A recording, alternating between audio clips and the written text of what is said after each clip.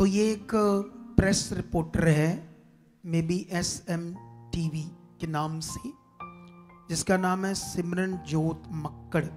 ठीक है, ये प्रभु के लोगों को चैलेंज कर रहा है कि मैं लेकर आऊंगा किसी पैरालाइज को, और अगर कोई पास्टर है उसे चला दे तो मैं यीशु का अनुयायी बन जाऊंगा, मैं आपके पीछे चलूंगा, ऐसे वो बोलता है। और फिर वो टाइम भी देता, कहता मैं 1 साल तक आपको मौका दूंगा, उसे ठीक कर दो। ठीक है, और जब ये बातें कर रहा था तो उसके साथ कोई पास्टर बैठे थे, मैं तो नहीं जानता उस पास्टर जी को, लेकिन कई अच्छी बातों का जवाब दे रहे थे। और वो बोल रहे थे, हम जो परमेश्वर का काम करते हैं पास्टर्स, इसको पखंडवाद बोल रहा था वो बंदा, प्रेस रिपोर्टर। पहली बात, ये वीडियो उसके पास जाएगी क्योंकि बहुत सारे लोग काट कर डालेंगे ताकि उस तक मैसेज जाए। मैं उसे पूछना चाहता हूं कि उसको ये अधिकार, या कौन है वो परमात्मा जिसने उसको महागुरु बनाया कि वो किसी की आस्था को, किसी के फेथ को, या दुनिया में जो सबसे बड़ा रिलीजन, वैसे दुनिया के हिसाब से ये रिलीजन है, लेकिन हमारे हिसाब से ये सच्चा रास्ता, और परमेश्वर का नियम ही ऐसे है। इस सच्चे रास्ते को वो पखंडवाद कह रहा था। वो ये भी कह रहा था कि मैं जानता हूं चमत्कार होते हैं, मुझे यीशु पर भी शक नहीं है कि यीशु काम नहीं करता, लेकिन वो करे ना, तुम क्यों करते हो? अब उसको जवाब नहीं दे पा रहा था पास्टर। एक्चुअली उसे पता नहीं, मक्कड़ साहब को, कि परमेश्वर को अपना काम करने के लिए बॉडी चाहिए, शरीर चाहिए, उसको पता नहीं। और शैतान को भी अपना काम करने के लिए एक शरीर चाहिए।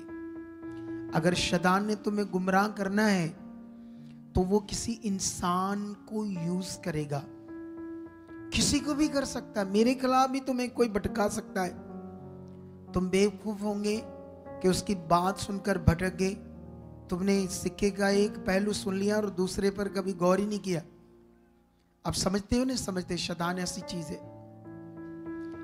लेकिन प्रभु परमेश्वर काम करता है, अपने दासों को उसने खड़ा किया है बाइबल के अकॉर्डिंग। वो तो बाइबल नहीं जानता प्रेस रिपोर्टर मक्कड़ साहब, लेकिन उसको मेरा खुला चैलेंज है, भाई पहले शब्द का तुम्हें आंसर देना होगा मुझे कि तूने पखंडवाद क्यों कहा, तुम्हें अथॉरिटी किसने दी, तुम्हें किसने कहा कि ये परमेश्वर का पवित्र काम को तू पखंडवाद करके शब्द बोले।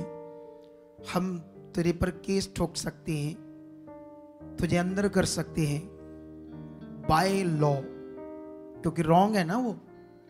लेकिन ये जल्दबाजी से अपने आप को मशहूर करने के लिए लोग बोलना शुरू कर देते कुछ भी। लेकिन मैं उसे चैलेंज करता हूं, अपने चैनल पर मुझे बैठाना चाहता है, डिबेट करना चाहता है, क्वेश्चन करना चाहता है, लेकिन कंडीशन ये होगी उसके साथ कि वो लाइव प्रोग्राम होगा उसके चैनल पर भी, हमारे चैनल पर भी, हम भी उसको स्विचिंग करेंगे।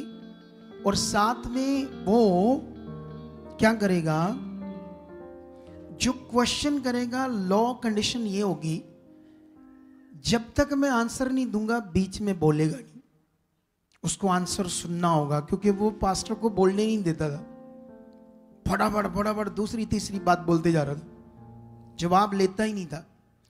अगर वो टर्म ऑफ कंडीशंस के ऊपर रेडी है, स्टाम्प पेपर के ऊपर, तो मैं रेडी हूं, मैं उसे चैलेंज करता हूं, जो वो कहता है हम करके दिखाएंगे।